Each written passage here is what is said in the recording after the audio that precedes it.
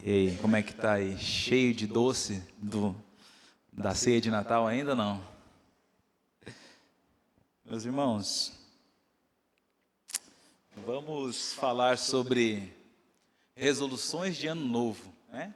Última EBD do ano, encerrando o ano, novo ano para iniciar aí.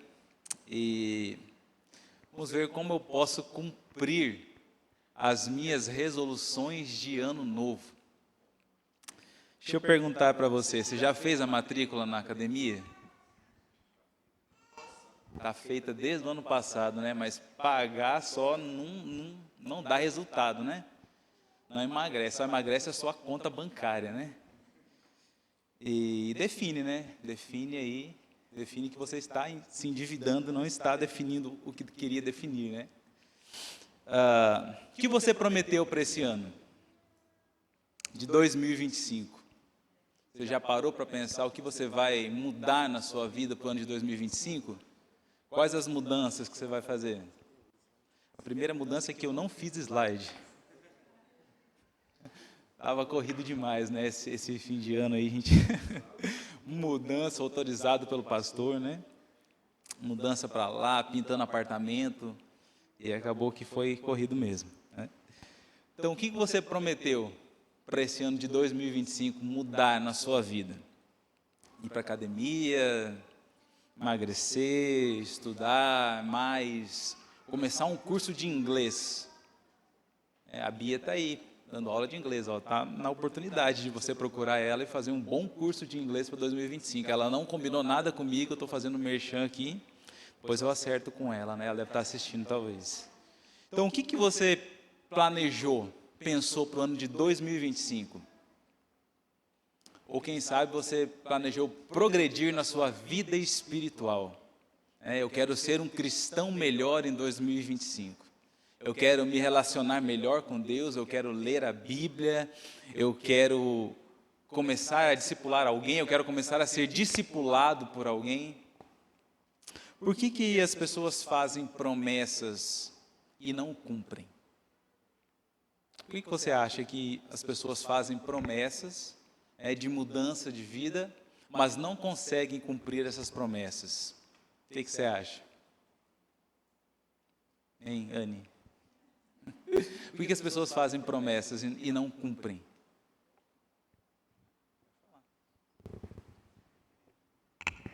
Eu acho que é muito a intenção, né? A boa intenção de mudança, né? O entusiasmo é positivo, né? As mudanças são positivas, mas às vezes elas, quando não tem um propósito sólido, né?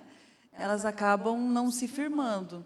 Então, por isso que eu penso que as mudanças, elas precisam realmente estarem pautadas na palavra, que nem nós tivemos no nosso retiro, né? Para mim foi muito importante o tema da saúde, e eu já tenho tentado realmente ter essa mudança como base, porque, como eu falei, eu sou uma pessoa que eu não gosto de atividade física, mas eu tenho entendido que é necessário por conta da saúde, de um pilar. É um valor que também deve ser inegociável.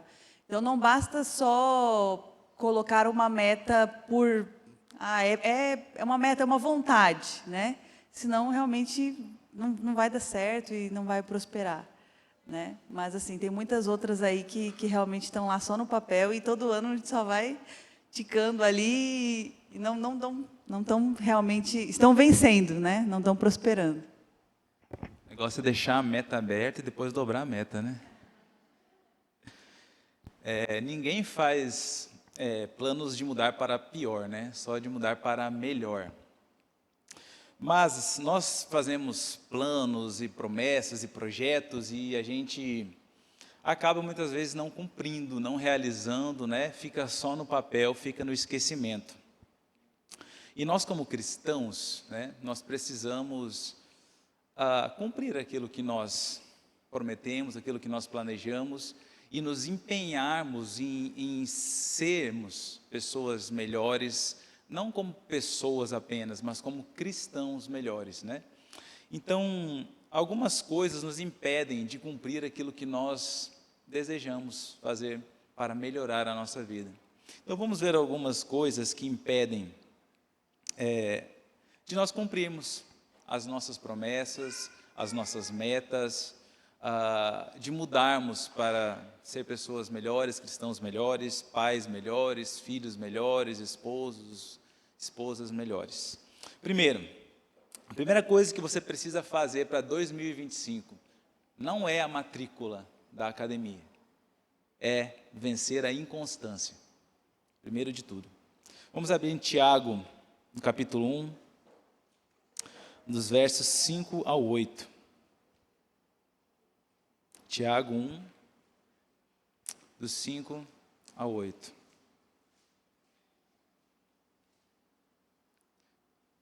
Você lê, Gabriel? Você lê para nós?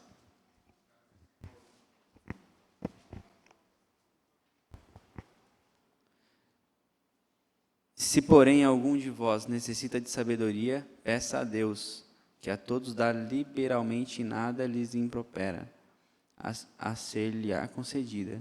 Peça, porém, com fé, em nada duvidando, pois o que duvida é semelhante à onda do mar, impelida e agitada pelo vento. Não suponha esse homem que alcançará do Senhor alguma coisa, homem de ânimo dobre, inconstante em todos os seus caminhos.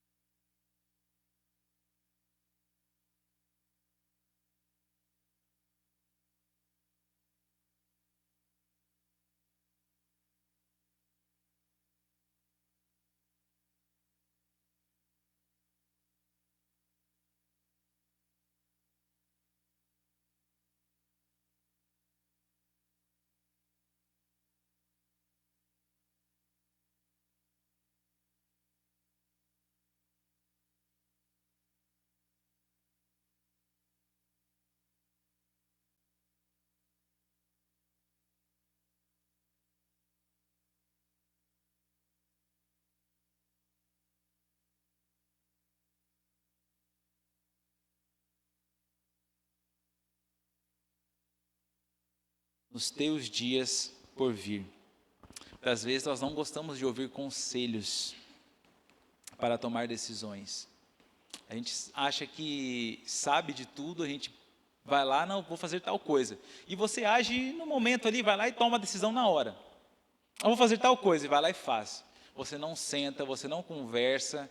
Se você é casado, meu irmão, você é casado, minha irmã, você não pode tomar decisões sozinho. Você não pode agir sozinho. Você tem uma família, você tem um companheiro, você tem filhos. Você não pode simplesmente tomar uma decisão e ir lá e fazer. Você precisa ouvir conselhos antes de tomar decisões, ser sábio, não ser inconstante. Uma pessoa inconstante, ela decide as coisas na hora e faz. E aí depois procura o pastor para aconselhamento, né? E engraçado que o pessoal procura mais o pastor, né, para aconselhamento depois que deu o problema, né? Estou mentindo? Não, né?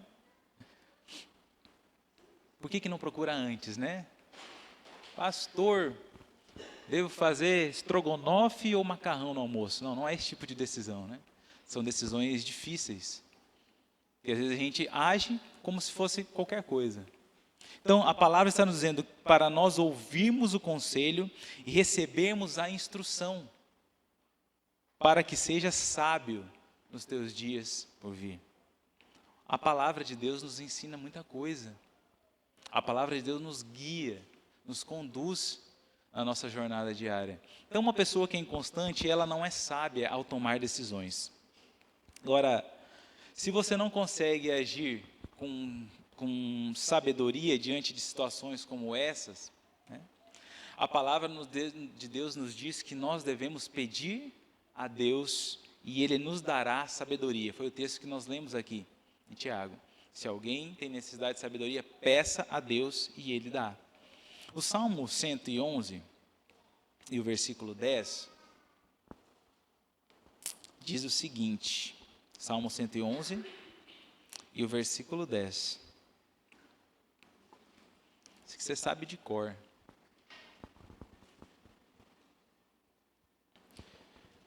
Salmo 111, 10. O temor do Senhor é o princípio da sabedoria. Todos os que cumprem os seus preceitos revelam bom senso. Ele será louvado para sempre. O temor do Senhor é o princípio da sabedoria. Como eu posso obter sabedoria para tomar decisões, para não ser uma pessoa inconstante, para ser uma pessoa sábia? Tema a Deus e cumpra os seus preceitos. Olha o que a palavra diz: o temor do Senhor é o princípio da sabedoria. Todos os que cumprem os seus preceitos, os seus mandamentos, as suas ordens, as suas regras, as suas normas, revelam bom senso, tem boa sabedoria. Então, você precisa ser sábio. E uma pessoa sábia, ela não vai ser inconstante. Outro ponto. Uma pessoa inconstante, ela tem uma fé imatura. Tem uma fé imatura.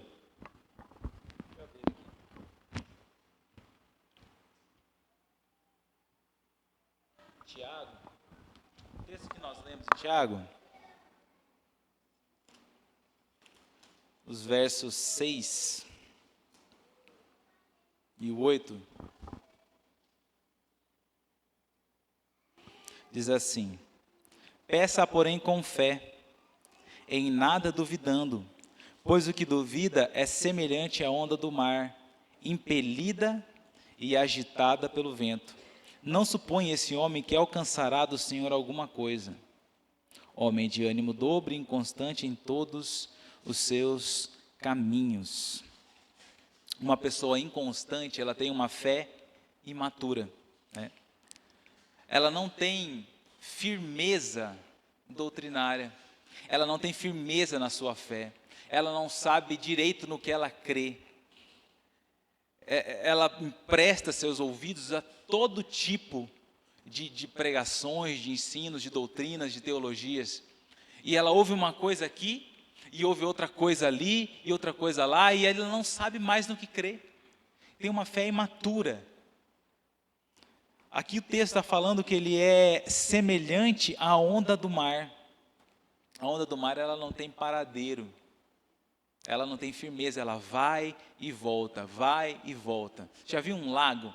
Um lago, a água é parada, né? Ela está sempre ali no mesmo local. A onda do mar, ela vem e volta. Nunca é a mesma. Nunca é a mesma onda. Uma pessoa inconstante, ela tem essa fé imatura. Ora ela está bem, ora ela está mal. Ela é agitada pelo vento. Olha o que o Tiago fala. A onda do mar impelida e agitada pelo vento. Ou seja, ela não tem uma direção específica. O vento leva para onde quiser, para qualquer lugar, para qualquer lado. Então, a marca de uma pessoa inconstante é uma fé imatura. E se eu não tenho uma fé sólida, firme, como eu vou conseguir alcançar aquilo que eu tenho projetado para fazer? Como eu vou ser uma pessoa melhor? Como eu vou vencer a mim mesmo os desafios? Como eu vou me tornar um cristão melhor? Se a minha fé a todo momento me leva para um lado diferente, eu sou inconstante naquilo que eu creio, naquilo que eu professo. Então, em Efésios, no capítulo 4, dos versos 13 ao 14, Paulo vai falar sobre isso. Vai mostrar as características também de quem é imaturo. Efésios capítulo 4, dos versos 13 ao 14. Vou pedir para a Anne ler.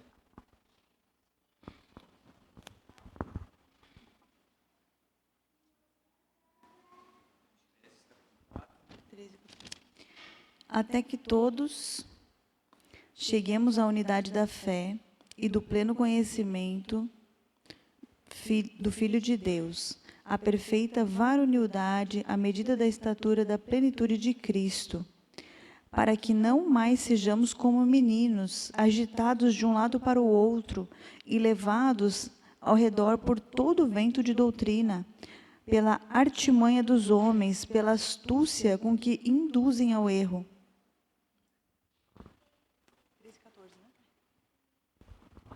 Até que todos cheguemos à unidade da fé, uma fé única. Toda a igreja, todo o corpo de Cristo deve ter uma única fé, uma fé única. Todos devem crer, todos devem professar a mesma fé, no conhecimento do Filho de Deus, a perfeita varonilidade, a medida da estatura da plenitude de Cristo. Olha qual que é o parâmetro, olha qual que é a medida, qual que é a régua que Paulo coloca para que os cristãos se assemelhem. A perfeita estatura da plenitude de Cristo. Nós precisamos ser como Cristo. Cristo era inconstante? Cristo era imaturo? Cristo não era sábio? Perceba, então Paulo está falando que nós precisamos chegar à perfeita estatura da plenitude de Cristo, ser como Cristo, agir como Cristo. Lógico que nós não vamos ser como Deus, né? Nós não vamos realizar as mesmas coisas que Cristo realizou. Difícil para nós. Difícil. Mas está falando das atitudes, da maneira como Jesus agia, como Jesus se comportava diante dos outros, diante dos ataques dos fariseus, diante das pessoas que o confrontavam, diante da perseguição, diante da cruz, diante da morte. Cristo era sábio, Cristo era uma pessoa madura. Nós precisamos ser como Cristo. Para quê? Para não sermos mais como meninos, agitados de um lado para o outro. O que é um menino? O menino é inconstante. Uma hora ele quer uma coisa, ele quer um brinquedo. O menino pede um brinquedo, né? Incomoda por causa daquele brinquedo. Eu quero tal brinquedo, eu quero tal brinquedo. E você vai lá e compra o brinquedo. Ele brinca um dia, no outro dia o brinquedo está jogado e ele quer outro brinquedo. E assim segue. Inconstância. Inconstante, imaturo. Nós não devemos ter uma fé desse jeito. Uma hora eu quero uma coisa, outra hora eu quero outra. Uma hora eu acredito em uma coisa, outra hora eu acredito em outra. Uma hora eu creio na soberania de Deus, outra hora eu acho que eu tenho que fazer as coisas por mim mesmo. Uma hora eu acredito que a salvação não se perde, outra hora eu estou com medo de perder minha salvação. E aí todos os pontos doutrinários, né? A gente não vai entrar neles, mas nós precisamos ter uma fé madura. Madura. Não uma fé que agitada, levada pelo vento para qualquer lugar. Desse jeito nós não vamos chegar a lugar nenhum. Nós vamos ficar andando em roda como meninos levados por todo o vento de doutrina, pela artimanha dos homens, é o que Paulo fala, pela astúcia dos que induzem ao erro. Então nós precisamos ter uma fé sólida, porque se nós ficamos acreditando em tudo que ouvimos, nós vamos ser induzidos ao erro, conduzidos ao erro. Então uma pessoa inconstante é uma pessoa que tem uma fé imatura. Nós precisamos ter uma fé madura, não uma fé imatura. Outro ponto, uma pessoa inconstante, ela tem uma mente dualista. Olha o verso 8. Homem de ânimo dobre, inconstante em todos os seus caminhos. O que é esse ânimo dobre? É alguém que tem a mente dividida, que os seus pensamentos e os seus desejos, eles estão todo o tempo em oposição. Em Mateus 6:24, Jesus vai dizer que nós não podemos servir a dois senhores, ninguém pode servir a dois senhores, ou há de aborrecer-se de um e amar o outro, ou se devotará a um e desprezará o outro. A pessoa inconstante, ela tem uma mente dividida, os seus desejos, suas vontades estão em oposição, ela não sabe o que ela quer, ela tem um ânimo dobre. Se você quer progredir na sua vida espiritual, na santificação, no conhecimento de Deus, você não pode ter uma mente dividida entre amar a Deus e satisfazer as suas vontades. Sua mente não pode estar dividida entre Deus e o mundo. Ou ama a Deus ou ama o mundo. Ou você quer servir a Deus ou quer servir ao mundo, a si mesmo, a sua carne, os seus desejos. O homem inconstante, ele tem essa mente dualista. Ele não sabe o que quer. Ele tem a mente dividida. Então essas são as características de uma pessoa que é inconstante em todos os seus caminhos. Como Tiago escreve aqui. Homem de ânimo dobre, inconstante em todos os seus caminhos, em tudo que ele faz, em tudo que ele age, em tudo que ele toca, tudo que ele fala, tudo que ele pensa, é inconstante, é dividido. Nós precisamos vencer a inconstância. E como? Pedindo a Deus sabedoria, seguindo os mandamentos do Senhor, exercitando e alimentando a nossa fé, para que ela não seja imatura, transformando a nossa mente. Escrevendo aos Romanos, Paulo fala, e não vos conformeis com este século, mas o quê? Transformai-vos pela renovação da vossa mente, para que experimentais qual seja a boa, perfeita e agradável vontade de Deus. Você só vai poder cumprir aquilo que você tem projetado para a sua vida. Você só vai poder ser um cristão melhor se você vencer a inconstância. Se você não ser mais uma pessoa inconstante, ser firme, ter firmeza. Firmeza espiritual, firmeza na palavra, firmeza na sabedoria, firmeza na fé, firmeza nos pensamentos. Se você planejou algo, faça. Se você prometeu algo, cumpra.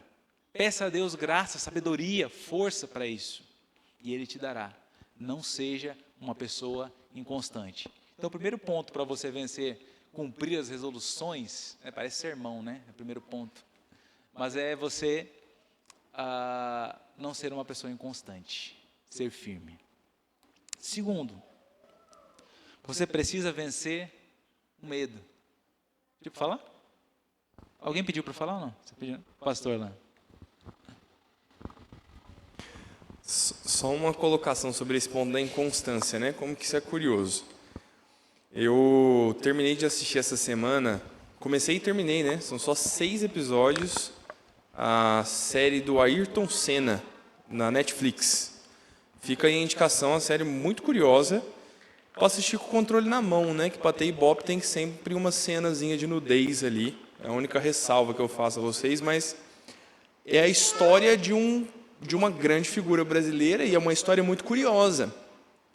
E não vou contar o final, né? Que você já sabe. Se você não sabe, deixa eu te contar. O Ayrton Senna morreu num acidente, porque ele era piloto de Fórmula 1. Mas no final da série eles colocam uma fala dele próprio, né? Dizendo algo que para nós é muito genérico, me fez refletir muito. E ele diz assim: se você tem determinação, se você sabe o que você quer na vida, lute, conquiste isso, não desista e tudo mais. E isso parece resolução de ano novo, sabe? Cartão que você ganha da firma no final do ano. E essas palavras, às vezes, não fazem nenhum sentido para nós. Pensando na vida dos crentes, e olhando para a vida do Ayrton Senna, é vergonhoso para nós. Porque aquele cara quis ganhar campeonatos, e ele lutou por isso. Ele fez com que os mecânicos empurrassem um carro batido de volta para a pista, e ele terminou a corrida. E a gente não faz isso pelas coisas... Você não. A gente não faz isso pelas coisas que têm valor real. Às vezes a gente desiste muito mais fácil da nossa santificação. Tem pecados na nossa vida que você fala, esse aqui eu deixei de lutar. Meu amigo, Ayrton Senna estava correndo de Fórmula 1 e ele não desistiu. Você vai desistir da sua santificação que vai te dar eterno peso de glória. Entende? Então, a gente precisa repensar como tantas vezes são sim valores bíblicos a determinação, o objetivo, o esforço. É claro que tudo isso passado pela boa peneira da Escritura. Motivação, determinação, para quê? Por motivos bíblicos, justos, razoáveis. Agora, se você tem razões bíblicas na sua vida, se você tem tarefas que são biblicamente dadas, você precisa pôr o pé no chão, precisa ter determinação, né? Os ímpios têm para coisas que às vezes são ruins, às vezes são sem valor. A gente que tem consciência das coisas eternas, por que não ser tão determinado ou mais do que eles, né? Isso é uma coisa importante, eu acho. Ou você pode ser como o Barrichello, né? Hoje sim, hoje não, né? Você lembra daquela? Vai ganhando, aí isso é inconstante, né? Muito boa colocação, pastor. Então, segundo ponto, vença o medo. Você quer ser um cristão melhor em 2025? Quer cumprir as suas promessas para 2025? Vença o medo. Ter medo é bom? O que você acha? É bom ter medo? Sim ou não? O que você me diz? Evelyn, é bom ter medo ou não? Na medida certa, sim, né? O medo é um mecanismo de defesa, né? Se você não tivesse medo, você ia sair 2 horas da manhã, todo bem arrumadinho, com o celular na mão, andando na rua, né? Não tenho medo, né? O medo te faz você esperar amanhecer o dia, né? Guardar o celular no bolso e sair na rua, cuidando, olhando para os lados, né? Uma boa dose de medo é necessária. Mas até que ponto ter medo é bom, é saudável? Você já deixou de fazer alguma coisa porque teve medo? Já deixou de ir a algum lugar porque tem medo do que pode acontecer, das pessoas ou de alguma coisa? Vamos ver Hebreus. Abra aí em Hebreus 13.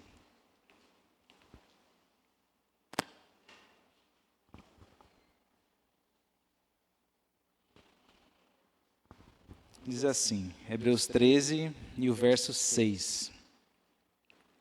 Assim afirmemos confiantemente, o Senhor é o meu auxílio, não temerei. O que me poderá fazer o homem?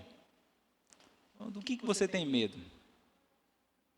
Um governo ruim? De ficar doente? De ser assaltado? De perder um familiar? Você tem medo das dívidas, de ficar endividado, de falir? Você tem medo do diabo, você tem medo do capeta.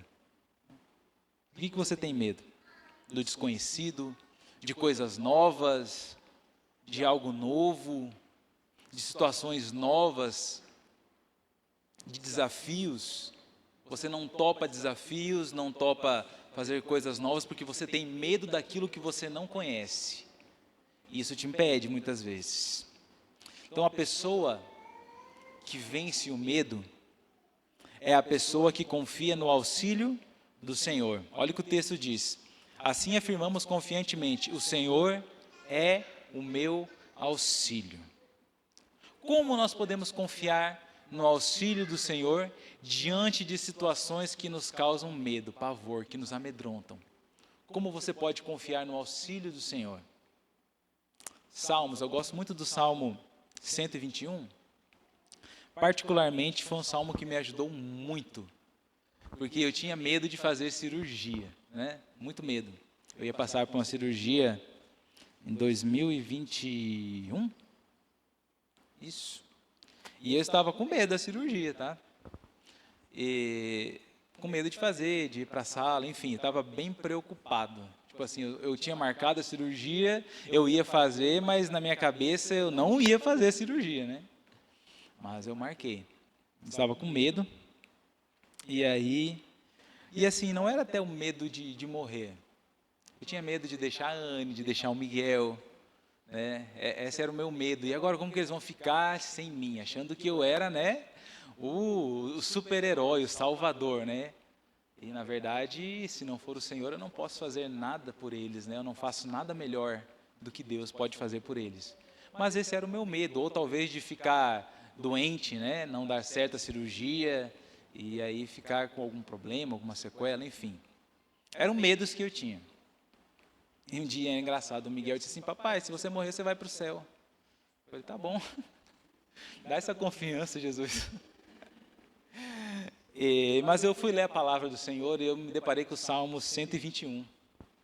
E esse salmo foi o meu encorajador para passar por essa cirurgia, para vencer esse medo. Eu vou ler ele aqui. Diz assim: eleva os olhos para os montes, de onde me virá o socorro? O meu socorro vem do Senhor, que fez o céu e a terra. Ele não permitirá que os teus pés vacilem, não dormitará aquele que te guarda. É certo que não dormita nem dorme o guarda de Israel. O Senhor é quem te guarda. O Senhor é a tua sombra à tua direita. De dia não te molestará o sol, nem de noite a lua. O Senhor te guardará de todo o mal, guardará a tua alma. O Senhor guardará a tua saída e a tua entrada, desde agora e para sempre. E eu li esse salmo e eu comecei a reparar nele, né? Nos verbos, nas ações. Eu nem estava no seminário, eu já estava separando os verbos, né? Coisa que cobram muito, né? Você estudar os verbos. Mas eu comecei a anotar aqui e ver as ações deste salmo. E a única ação que cabe a nós, aqui, que o salmista faz, é: eleva os olhos para os montes. É a única ação do salmista. É a nossa única ação do homem. É elevar os olhos para os montes, para o alto, para Deus. De onde me virá o socorro? E você vai ver que todos os outros verbos, todas as ações deste salmo são do Senhor. Veja, Ele não permitirá que os teus pés vacilem. Ele não dormitará, Ele não dorme. O Senhor é quem te guarda. O Senhor te guardará de todo mal, guardará a tua alma, guardará a tua saída e a tua entrada, desde agora e para sempre. Isso aqui fala de um cuidado, guardará a tua saída e a tua entrada. Está falando de todos os momentos, de todos os locais, de todo lugar que você for, de todo lugar que você andar, de tudo aquilo que você fizer, que é certo, né, meu irmão? Agora eu vou lá fazer uma coisa errada porque o Senhor vai me guardar. Não. O Senhor vai te guardar a tua saída e a tua entrada. E Ele fala assim: desde agora e para sempre. Está falando aqui da totalidade e da extensão do cuidado do Senhor. Em todos os locais, em todos os lugares, em todo o tempo, em todos os momentos, desde agora e para sempre. Fala da presença do Senhor, fala da onipotência, da onipresença de Deus. Ele está presente em todos os momentos, Ele te guardará a tua saída e a tua entrada desde agora e para sempre. Está falando que Deus está sempre junto em cada momento, em cada situação, em cada circunstância, aonde você estiver. Ele te guardará, Ele te cuidará, Ele te protegerá, Ele será o teu apoio, o teu auxílio. Ele é o teu ajudador. Você não precisa temer, você não precisa ter medo do desconhecido, não precisa ter medo de mudar, de tomar novas atitudes. O Senhor estará contigo.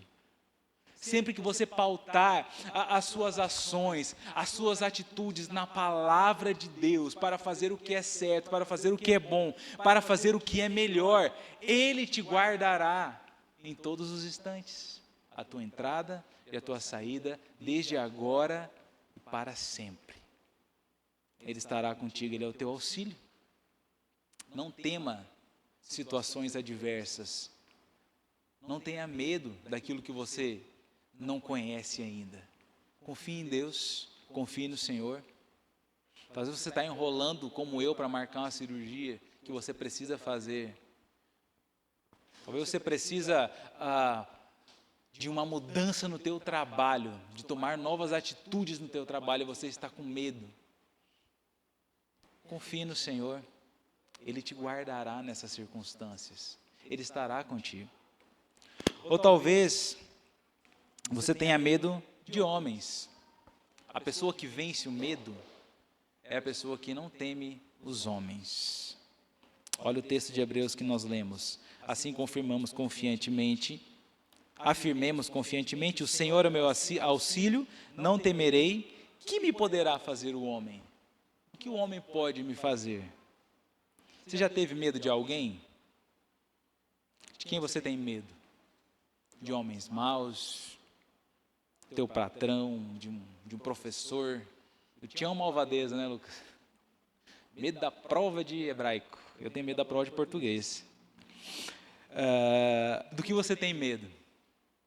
De quem você tem medo? A palavra está dizendo que o que poderá me fazer os homens, se o Senhor é o meu auxílio? Às vezes o medo faz com que a gente deixe de ir a locais, fazer coisas por medo de alguém, do homem. Temor de homens, ter medo de homens. Na verdade, o medo, nós temos medo de pessoas, muitas vezes, de homens maus. Mas nós deveríamos ter medo, não é de pessoas, não de homens. Nós deveríamos ter medo de pecar, não medo de homens. Olha o que Mateus 10, 28, o Senhor Jesus nos diz. Evangelho de Mateus, capítulo 10, verso 28. Não temais os que matam o corpo e não podem matar a alma. Temei antes aquele que pode fazer perecer no inferno tanto a alma como o corpo. Por que ter medo de homens? É um homem como você. Nada ele pode fazer que afete a tua vida para sempre. Mas ele pode me matar, eu vou ficar morto para sempre. Não, você vai ficar vivo para sempre. Aqui não é vida. Olhe por outro ângulo, por outra perspectiva. Nós não precisamos temer o que os homens podem fazer contra nós. Nós devemos temer o Senhor. Devemos temer pecar contra Deus. Pecar contra o Senhor. Não temam aquele que pode matar o corpo, mas aquele que pode matar o corpo e lançar a alma no inferno. Nós devemos temer o pecado.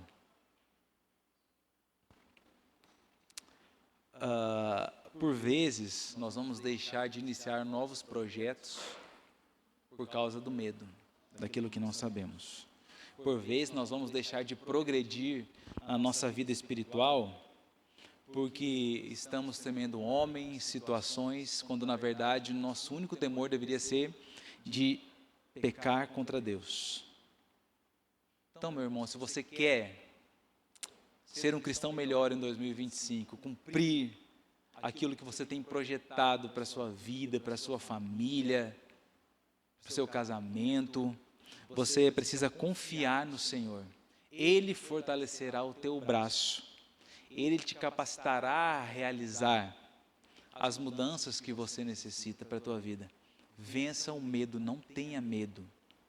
Tenha medo de pecar contra Deus. Esse é o único medo que o cristão deve ter, de pecar contra Deus, do pecado. Além de vencer a inconstância e vencer o medo, você precisa vencer o orgulho. Vencer o orgulho. Você já conviveu com uma pessoa orgulhosa? Pense aí. Já conviveu ou convive com uma pessoa que é orgulhosa? Aquela pessoa que está sempre certa. Ela nunca está errada, ela nunca dá o braço a torcer, ela nunca perde, tem uma resposta para tudo, sabe de tudo, pode tudo, é dona da verdade. Já conviveu com essa pessoa? Pense aí, já? Ou quem sabe você possa ser essa pessoa e as pessoas estão convivendo com você, né? O orgulho, todos nós temos orgulho, uma certa medida de orgulho, todos nós temos.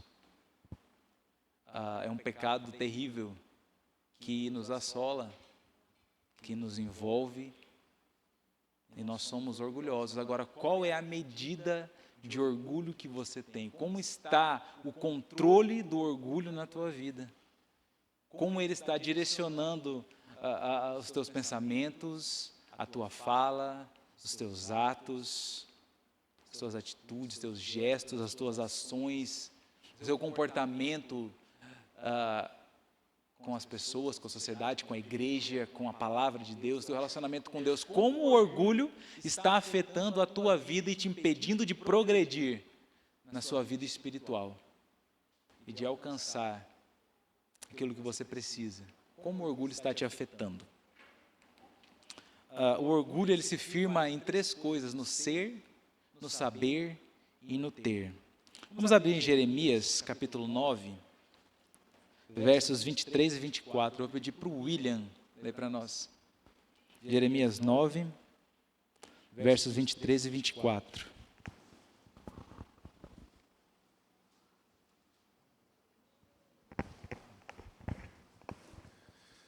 Assim diz o Senhor: não se glorie o sábio na sua sabedoria, nem o forte na sua força, nem o rico nas suas riquezas.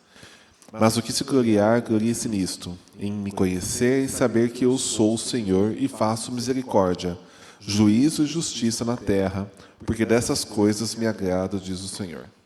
Então, primeiro, o orgulhoso, ele se firma no saber. Olha aqui o texto fala, sabedoria. Não se glorie o sábio na sua sabedoria. A pessoa orgulhosa, ela é autossuficiente. Autossuficiente. Você pode ter bom conhecimento, você pode conhecer muitas coisas, ser inteligente, ter um bom arcabouço cultural, saber de muita coisa, entender muita coisa, ter muito conhecimento, mas isso não faz de você uma pessoa sábia, se você é autossuficiente. A pessoa que é orgulhosa do saber, ela acha que sabe todas as coisas. Quer ver uma pessoa orgulhosa? Fale de um assunto perto dela. Vai dizer, eu sei isso. Você já viu alguém que faz assim? Ele acha que sabe de todas as coisas. Você está fazendo alguma coisa ali e fala, não é assim que faz, não, é desse jeito aqui. Vai lá e você está ali fazendo. Uma pessoa que acha que sabe de tudo, qualquer assunto ela domina, mesmo que ela, ela se intromete para falar, para dizer, para comentar. Ela sabe de todas as coisas, ela não pode ser questionada. Não, eu sei, é assim. Você já agiu desse jeito? Não, é eu que estou fazendo, deixa que eu faça. Eu sei, é desse jeito que eu faço, é assim.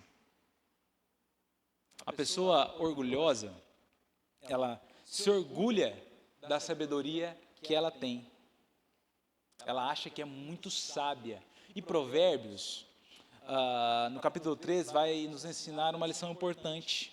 Diz assim, não seja sábio aos teus próprios olhos, teme ao Senhor e aparta-te do mal. Será isso saúde para o teu corpo e refrigério para os teus ossos. Isaías, capítulo 5 ainda diz assim: ai dos que são sábios a seus próprios olhos e prudentes em seu próprio conceito. Autossuficiente. Ai daqueles que acham que são sábios. Jesus, no Sermão do Monte, ele diz assim: bem-aventurado os humildes de espírito, os pobres de espírito, aqueles que são dependentes, aqueles que sabem que nada sabem, que não têm força em si mesmo, que são totalmente dependentes de Deus. Não seja sábio aos teus próprios olhos. Não seja autossuficiente. Não pense que você sabe tudo, porque você não sabe de tudo. Se Deus te deu um dom, te deu capacidade, te deu intelecto, te deu inteligência, use isso para o bem. Seja humilde. Seja humilde nos teus atos, nas tuas atitudes, na tua fala. Reconheça que você precisa aprender mais, conhecer mais, entender mais. Não seja sábio aos seus próprios olhos. Isso vai ser saúde para o teu corpo, é o que o provérbio diz, e refrigério para os teus ossos. Não seja sábio aos seus próprios olhos, vai trazer saúde, vai trazer benefício para você. Você agir com humildade. A pessoa orgulhosa, ela se orgulha de ser forte. Olha o que o texto diz: não se glorie o sábio na sua sabedoria, nem o forte na sua força. A pessoa que é orgulhosa, ela pensa que é forte. Ela acha que ela é forte, que ela é capaz, que ela pode, né? Ela é um coach, né, de si mesma. Eu posso todas as coisas, eu consigo todas as coisas. Ela tem a síndrome de Golias, né? Golias era grandão, forte, um escudo, né? Ele vai lá e desafia todos os homens do exército de Israel. Manda um homem aí para me vencer. Estou esperando aqui. Tem um homem aí por acaso? Fica lá esperando, né? Porque ele era grandão, porque ele era forte, era musculoso, era grande. Ele confiava o quê? Na sua força. Aí quem que mata ele? Né? Menino, Davi. Falar? Tânia. É Tânia? Não? Você pegou num ponto que hoje em dia as pessoas elas transformaram o orgulho na cultura do eu, né?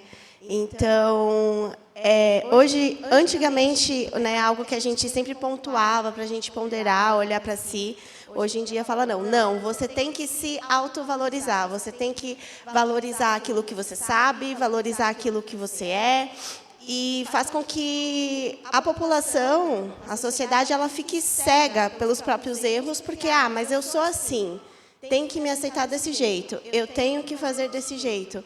Então, é uma coisa que faz com que impõe mais o próprio pecado, ao invés de fazer uma autoanálise e falar assim, não, eu não posso viver desse jeito, porque todo mundo tem um orgulho em algo, em alguma coisa, e eu falo por mim mesmo, todo dia é uma luta constante contra o meu próprio eu, para que a glória de Cristo e aquilo que eu quero que transplandeça, que é Jesus em minha vida, seja maior do que eu faço, eu posso.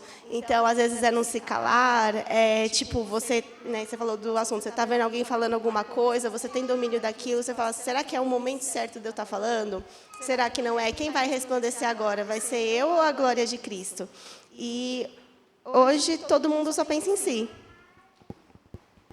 Exatamente, né? A gente tem essa tendência, né? O que o pastor falou aqui na pergunta introdutória, né? Quanto eu amo a mim mesmo, qual é a medida que eu me amo? Isso é bom, é benéfico ou está sendo algo para o meu próprio orgulho, para o meu próprio ego ser satisfeito e inflado, né? Então, a pessoa que pensa que é forte, né? Que tem orgulho daquilo que ela é. A juventude, né? A nossa juventude, a nossa aparência, o nosso vigor, a beleza, quem tem, né, vai passar. Aos poucos, né, as coisas vão se acabando, vão se terminando. E o que isso vai lá na frente te ajudar? Não, eu era muito forte, não, eu era muito jovem, muito belo, tinha muito vigor, muita força. Não estou falando de mim, tá? Estou falando de alguém. Como isso vai te ajudar lá na frente? Quando passar o tempo, quando as suas forças terminarem, quando você não puder mais fazer o que você fazia antes, quando a tua juventude passar, né? Estava falando para a Anne esses dias, nossa, quando a gente era adolescente, mais jovem, virava a noite acordado, né? E no outro dia saía de boa. Hoje se passou das 10 horas para dormir, no outro dia, nossa, uma canseira, quebrado. Ontem eu fui lá, fui terminar de pintar a casa, o apartamento que a gente entregou. Nossa, cheguei de noite e estava moído. Eu tinha falado, Miguel, vou jogar bola com você quando chegar. Se fosse um tempo atrás, tinha pintado e tinha chegado de jogar bola com o Miguel. Quem disse? Eu cheguei, tomei um banho e fiquei jogado no sofá. Vai passando, a gente vai perdendo a força, vai perdendo o vigor, vai perdendo a capacidade de realizar as coisas que a gente fazia antes.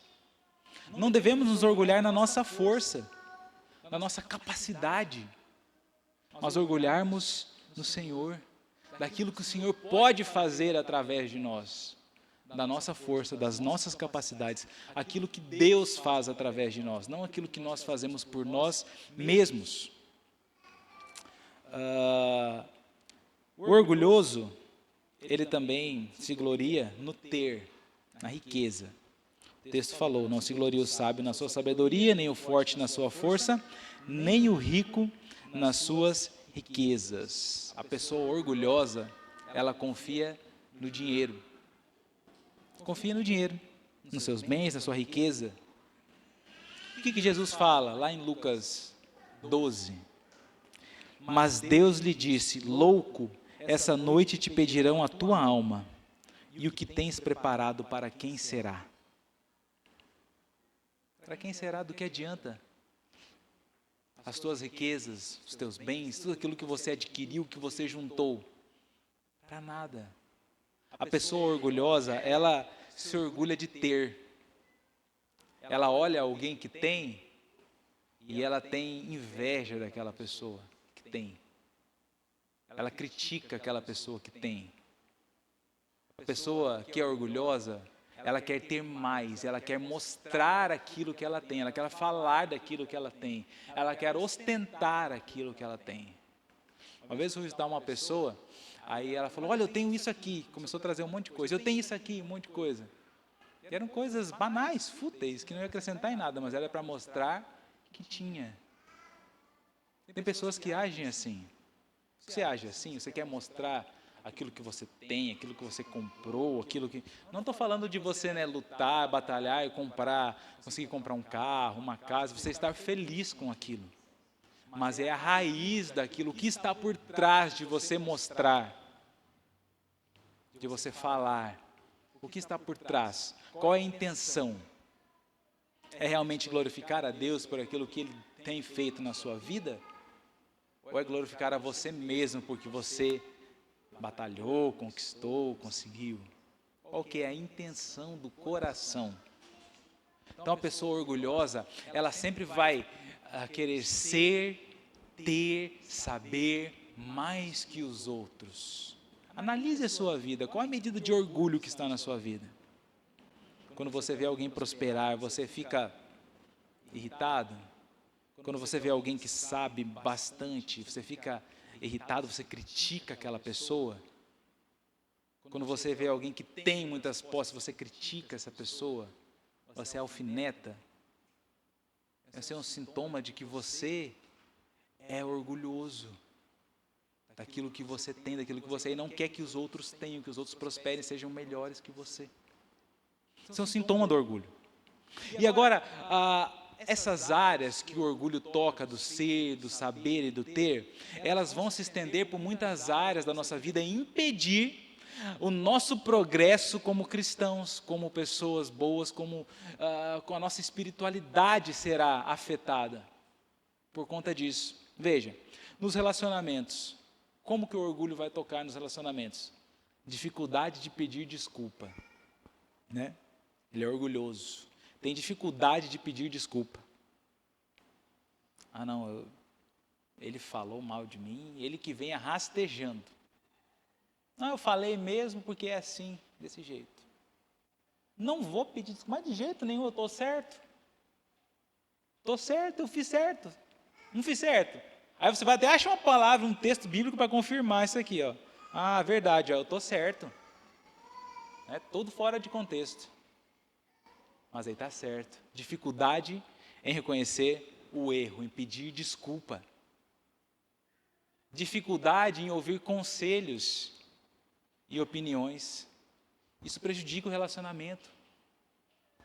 Vai prejudicar, vai afetar as tuas relações com outras pessoas, no casamento, na igreja, no trabalho, na rua, na sociedade, os amigos. Porque você é uma pessoa que não ouve conselho de ninguém.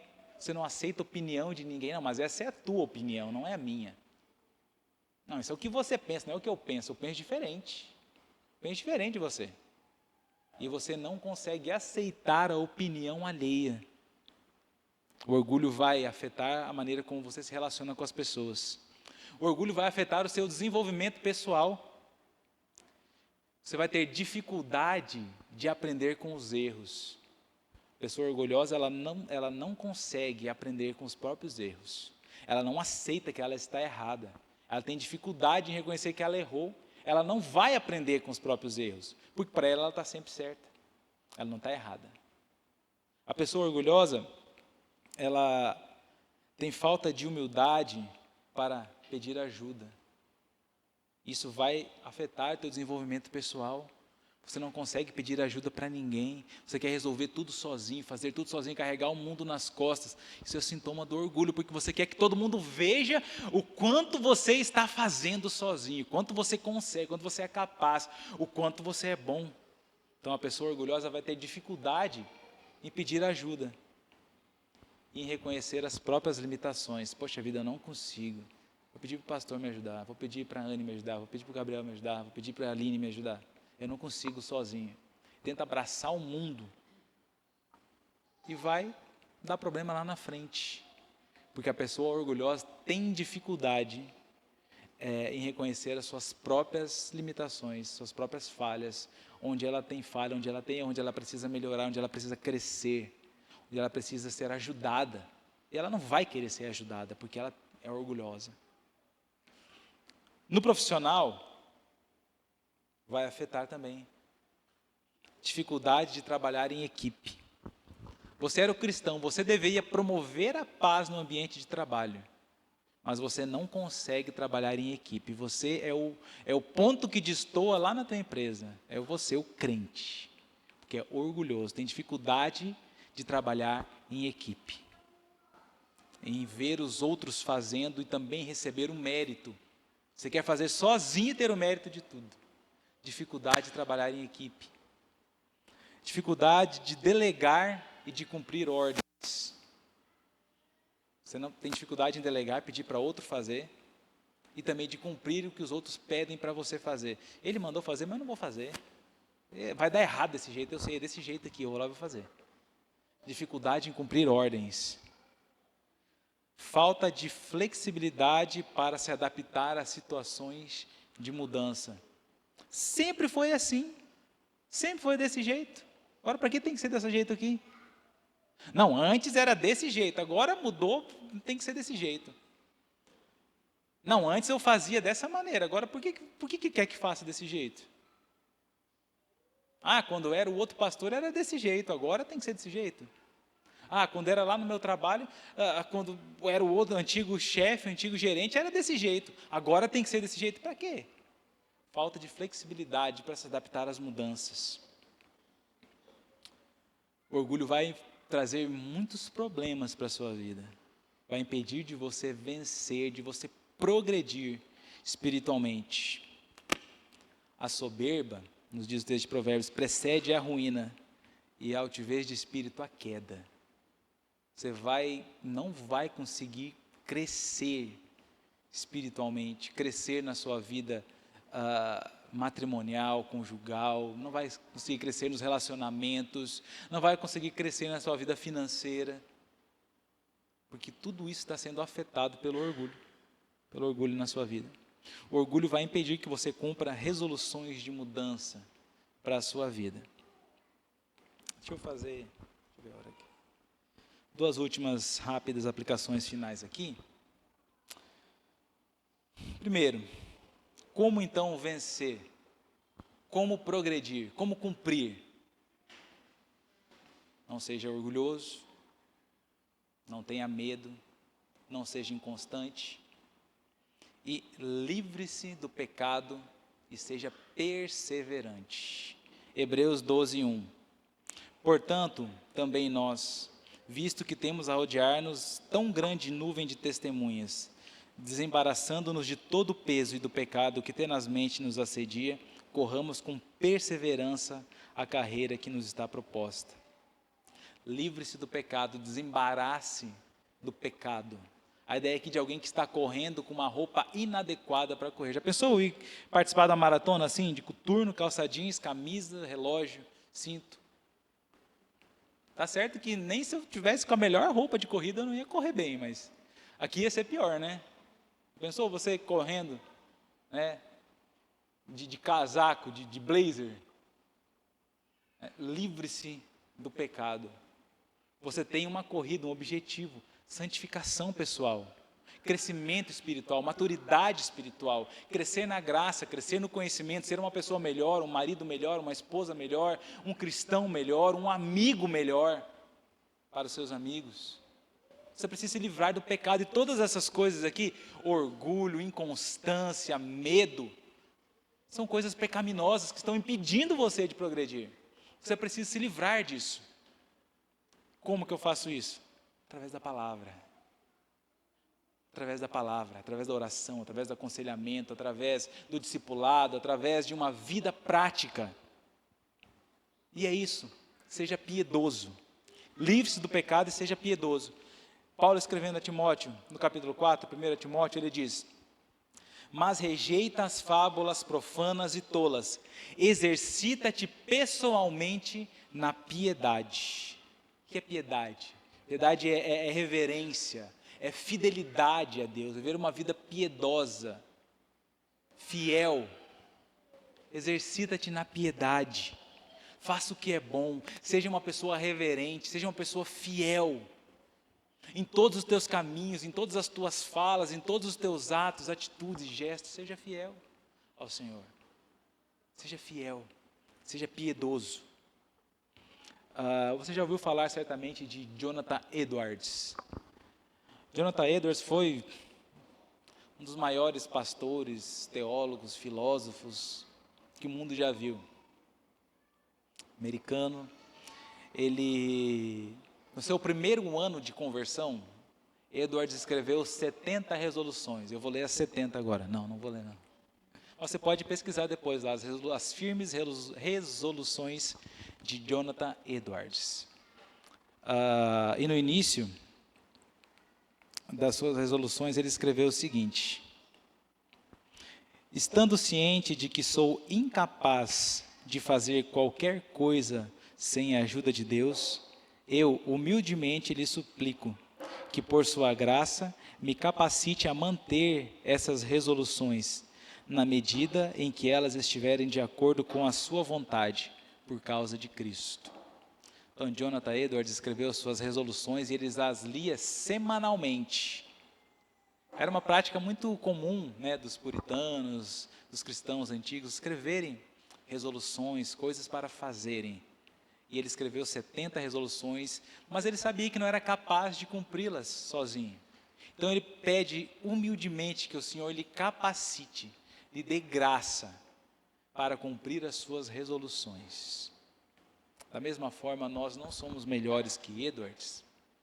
Nós precisamos pedir ao Senhor graça e capacidade de cumprir aquilo que nós temos prometido diante do Senhor. Agora, o que você tem prometido para 2025? É muito bom cuidar da saúde, é muito bom você, né, cuidar do corpo. Eu estou falando isso porque é a coisa que a gente mais vê, né? Não, 2025 eu vou vida fitness on. É bom, é muito bom, é saudável, é bíblico cuidar da saúde. É bom você crescer no conhecimento, você iniciar os estudos, iniciar um curso. É bom, é ótimo, ajuda, glorifica a Deus com isso. Agora, quais são as suas resoluções como cristão para 2025? Abandonar o pecado, ser mais constante nas atividades da igreja, ser fiel nos dízimos e ofertas, honrar o Senhor com a minha casa, ser um testemunho vivo do Evangelho no meu trabalho, na minha escola. Quais são as resoluções para 2025?